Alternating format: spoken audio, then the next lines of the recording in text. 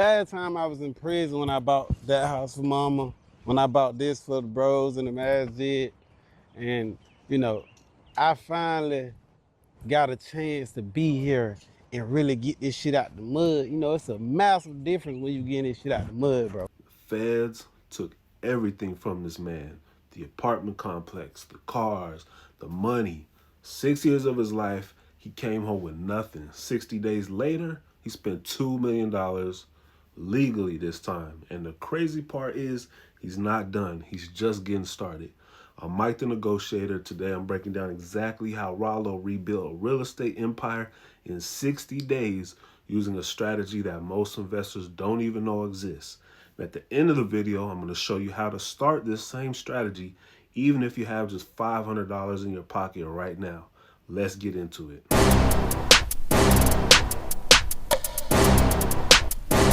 Before we get into the real estate, you need to understand who Ralo is and where he came from, because the strategy only makes sense when you understand the man behind it. Ralo, also known, born as Terrell Davis, grew up in the Bluff. That's in Atlanta, Georgia, one of the most notorious and impoverished neighborhoods in all of Atlanta. Raised by a single mom, father gone, and his brother was in the streets. He came up the hard way, made millions, but made them the wrong way, and the feds caught up with him. And in 2022, the federal government handed him 97 months, almost 8 years in federal prison. Now here's what most people don't know, and this is where it gets real. While he was locked up, Ralo was studying, not music, not rap, but real estate. He already had his hands in the mix in real estate before he went to prison, owning apartment units in his neighborhood. Business, Islamic finance, and community development is what he studied while he was locked up, because he knew when he got home, he was never going back to the streets, and he needed a strategy, something solid, something legit. He came home within 60 days and had already said, I won't ever go back to selling dope again in my life. He really had no choice. And that's not just bravado or talking shit. That's just really a man with a plan. Ralo's a hustler. He's always going to turn some lemons into lemonade. So what did Ralo actually do when he got out? Let me break it down into verified moves. Move number 1, he went straight to Vine City, Southwest Atlanta. He bought an entire block of commercial properties. Go Ralo found goon right there, man. Yeah. Yeah. Piece up 8 times down, nigga. These all his houses, nigga. Yeah, that nigga got it on the block. Yeah. I'm over here with Mr. Belvedere. House salon, the intended house salon. Right. This is where I'm gonna have a whole lot of suites in there for girls. For the ladies, right? You know what I'm saying? Restaurants, hair salon, barbershop, clothing store, all in one block in Vine City where he's from. The community's already behind him after seeing him move, but he's not even speaking about it. Now, why did he get commercial and not just residential? This is where most people get it wrong, but let me break it down for you. When you own a commercial building and the business operating inside of it, you have 2 streams of income from one asset. The business pays your rent, then the businesses inside of that generates the money, generates the revenue. This right here is the barbershop. Right. I got enough room for 2 suites and 5 chairs. Right. So they're like that's some units that I can make some money out for every month. So this is where we're gonna have the barbershop at. That's double income, one purchase. That's advanced investing. Instead of just going after a single family home, he's accumulating a lot of wealth in one move. Move number 2, he owns dozens of condos directly across the street from Mercedes-Benz Stadium. If you know what that is, that's the host of the Atlanta Falcons, the Atlanta United soccer team, Super Bowls, college football, the World Cup is coming up, championships, concerts, you name it. The foot traffic is never going to die. It's one of the critically acclaimed stadiums in the whole world. And we almost there. We're gonna pour this 1.4 million and we're gonna put it inside that closet. You hear me? And then we're gonna pour them 5.8 million. So from that last clip right there, Ralo's building a pair of houses right now at Vine City. And when those houses get done, he said he's going to pool the 1.4 million equity, which means how much those homes are worth. The bank will give you a loan at 80% to pull out from those houses. So he's building those 2 houses.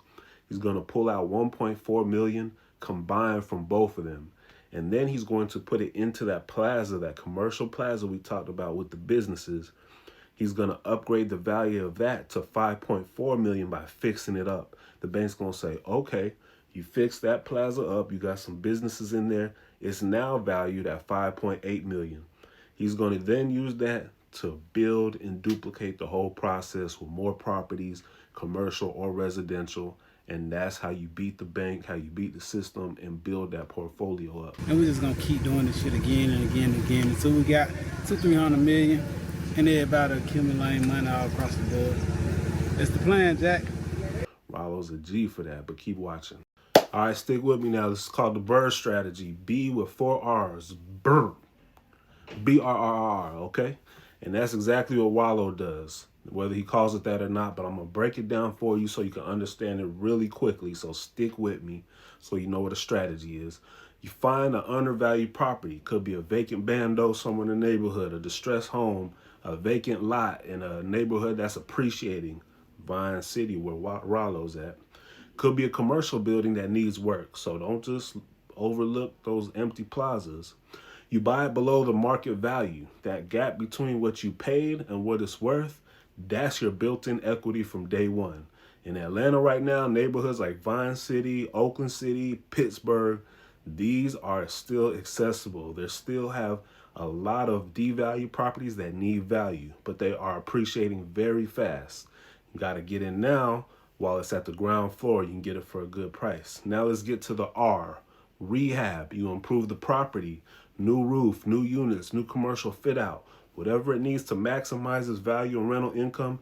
Every dollar you put into the renovation comes back multiplied in appraisal.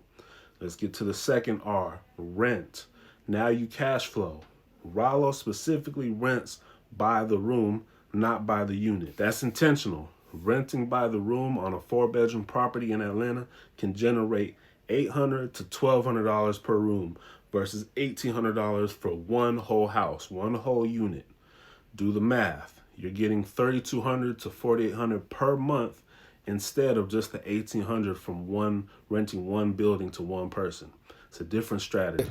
A house like this on each lot, but I'm gonna make each house out of triplex. I'm gonna have 3 levels, 3 bedrooms, and 1 bathroom on each level. And I'm gonna do pad split. And I'm gonna get $1,000 per room every month. So it's $250 per room per week. 4 weeks every month, $1,000 a month. I'm trying to put 9 to 10 bedrooms in each house. I want 100 rooms. And if I do 100 rooms at $1,000 a month, that'll bring me $100,000 a month. You can do the math yourself. You can do the calculations. It will be done. The next R, refinance. Here is where the real magic happens. And this is what Ralo was describing when he talks about pulling equity. Once your property is rehabbed and rented, it's worth significantly more. It's worth way more than when you bought it. You go to the bank. You do a cash out refinance based on the new value. The value is now raised. You raise the value. Now the bank says, we see you, player. We're going to give you a lot of money for that. The bank gives you a check for the difference between what you owe and what it's now worth. And there's the part that'll really blow your mind. The money is not taxed as income. It's a loan against your asset. You just pull cash out of a building without selling it, without losing the asset, without paying taxes on it. That is what Ralo means when he says pulling equity. That is generational wealth mechanics right there. And let's get to the final R. It's very obvious because I just got you excited. Now you like, what's next? Repeat. That's what Ralo said he's going to do. That's what you can do. You take the cash and you do it again and again. Rinse and repeat. The same dollars keep working for you. The portfolio keeps growing. The cash flow keeps compounding. This is how you go from one quadplex to a block, from a block to a neighborhood, from a neighborhood to a legacy. But here's what separates Ralo's story from just another rapper flexing property. His vision, he's calling New Pakistan. And his stated goal is to link up with people and replicate this model in every state across the country.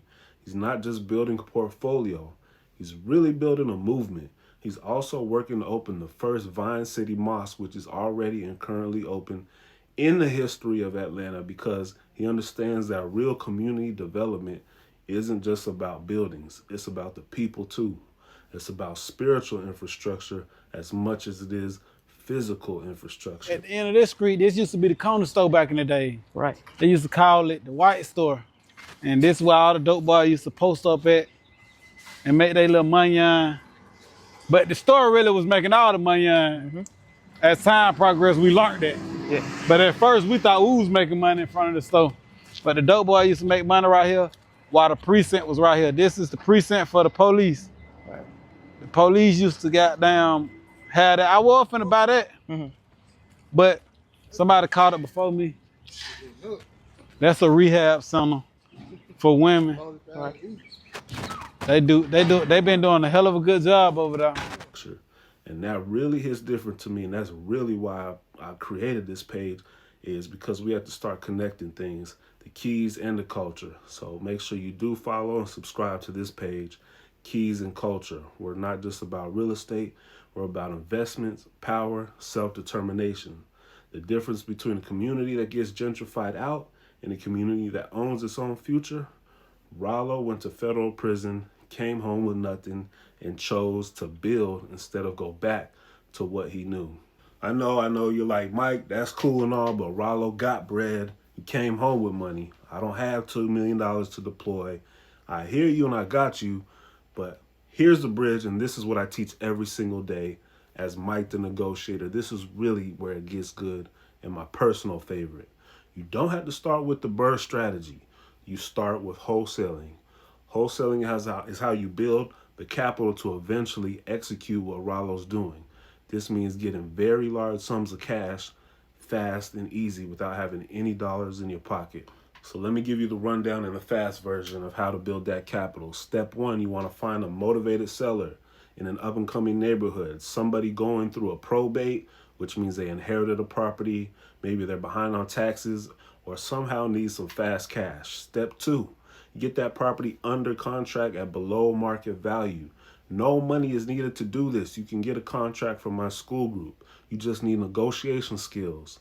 You assign the contract to an end buyer, to a cash buyer, an investor, a landlord, maybe even Ralo, someone else doing a BRRRR, and you collect an assignment fee in between.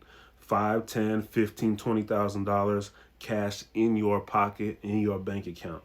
You stack those assignment fees until you have enough to execute the BRRRR model yourself. Then you run Ralo's play. Buy, rehab, rent, refinance, repeat. That's the progression. That's the blueprint from zero to portfolio. It's available to every single person watching this video right now.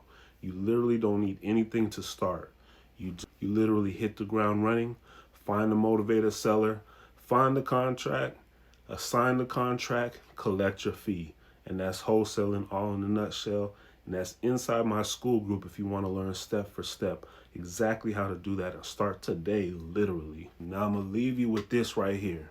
Ralo came home from federal prison with literally nothing. His first move was to buy, not rent, not wait, but to buy. Because he understood something that I want you to understand today, ownership is the only way, the only real protection against everything they're trying to do to our communities. Gentrification can't move you if you own the building. Economic downturns can't erase you, only if you have cash flowing assets. Nobody can take your neighborhood if your name is on the deed. That's the message. That's Keys to Culture. Now I want to hear from you. Drop a comment below and tell me what neighborhood are you trying to buy the block in, and if you want to learn the wholesaling strategy I just described step for step. Hit subscribe, turn on your notifications, because next week I'm dropping another full tutorial. Till next time, I'm Mike the Negotiator. Peace.